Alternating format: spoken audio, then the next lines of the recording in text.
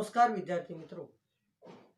आजकल इस कोरोना के दौर में हमारा घूमना फिरना कम हो गया है, लेकिन फिर भी हमें दिया गया पाठ है सफर का साथी और सिरदर्द। इस पाठ में लोग अक्सर घूमने फिरने जाते हैं, यात्रा करते हैं आवश्यकता हो तब, और ऐसे में उन्हें रेल यात्रा के दरमियान किस तरह का अनुभव आता है और कभी कभी साथ में सफ़र करने वाले लोग कैसे सिरदर्द बन जाते हैं, इसका बेहतरीन उदाहरण देते हुए यह पाठ लेखक ने हमें बताया है।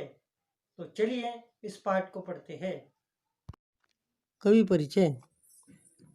पंडित रामनारायण जी का जन्म 1918 खंडवा मध्य प्रदेश में हुआ है। पंडित रामनारायण उपाध्याय स्वातंत्र पूर्व के लघु कथाकार हैं। आपकी भाषा शैली सहज, सरल और प्रभावी है। आपकी व्यंग, ललित, निषेध, संक्रमण आदि विधाओं में 30 से अधिक पुस्तकें प्रकाशित हुई हैं। आपने हिंदी भाषा के साथ साथ लोक भाषा एवं विभिन्न बोलियों के संवर्धन के लिए उल्लेखनीय कार्य किया है। प्रमुख कृतियाँ: बख्शिशनामा, धुंधले कांच की दीवार, नाक का सवाल, मुस्काती फाइलें, यह व्यंग संग्रह, मृग के छैनी, हम तो बाबुल तेरे बाग की चिड़िया, जिन्हें भूल न सका, संस्मरण आदि का लेखन आपने किया है। गद्य संबंधी। प्रस्तुत हास्य व्यंग निबंध में व्यंग्यकार ने रेल यात्रा में मांग कर अखबार पढ़ने वाले, अनावश्यक बातें करने वालों, बिना मांगे सलाह देने वालों पर करारा व्यंग किया है। लेखक का तात्पर्य यह है कि हमें इन बुराइयों से बचना चाहिए। सफर का साथी और सिरदर्द रामनारायण उपाध्याय जी द्वारा लिखित पाठ ऐसे पढ़ते हैं और समझते हैं। आपको अपने पास में किताब रखनी है जिससे आपको यह अच्छी तरह से समझ में आएगा। मुझे अकेले यात्रा करने में आनंद आता है। इसमें चलती रेल में से पैरों के नीचे से निकल जाने वाली नदी में कल्पना में डुबकी लगाने, जो पास लगता है उन वृक्षों को निरंतर पीछे छूटते चले जाने, और जो दूर है उन्हें भागते वृक्षों को साथ निभाने में बड़ा मजा आता है। देखिए, लेखक को अकेले सफर करने में मजा आता है।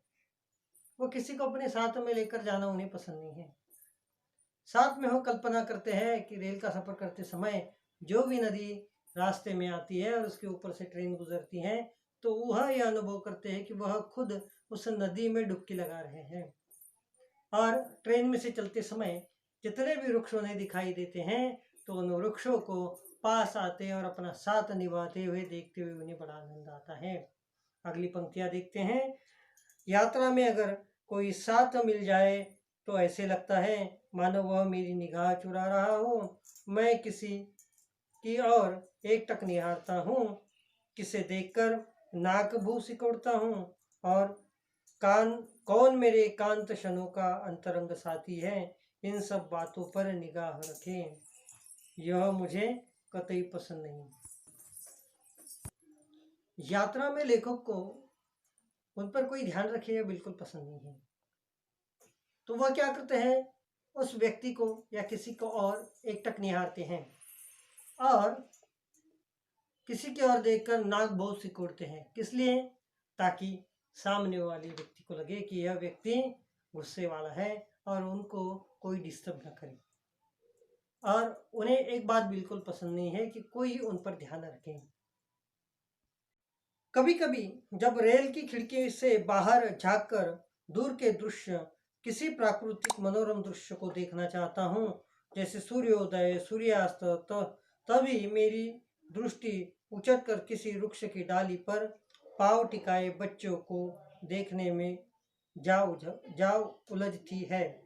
तब कैमरे के हिल जाने की तरह सारा दृश्य गायब हो जाता है और मैं सोचता ही रह जाता हूँ कि आखिर मैं देख क्या रहा था। कभी कभी मेरी दृष्टि नदी किनारे के सौंदर्य को निहारना चाहती है। इसी बीच जैसे किसी में आंखों में कंकर गिर जाए। ऐसे रास्ते में पहाड़ी के आ जाने से सारा दुष्ट चौपट हो जाता है। पाठ हमने पढ़ा है, समझा है। अब देखते हैं इसमें आए हुए मुहावरे और नए शब्दों को। निरंतर यानी लगातार, साथ निभाना यानी साथ देना, निहारना यानी निरखना, मुहावरा नाक बहु सिकोड़ना, घृणा प्रकट करना। विद्यार्थी मित्रों, इन शब्दों को, मुहावरों को आपको समझना है, इसे पुनः पढ़ना है। बचा हुआ हिस्सा पाठ का लेकर मिलते हैं अगले वीडियो में, पार्ट 2 में।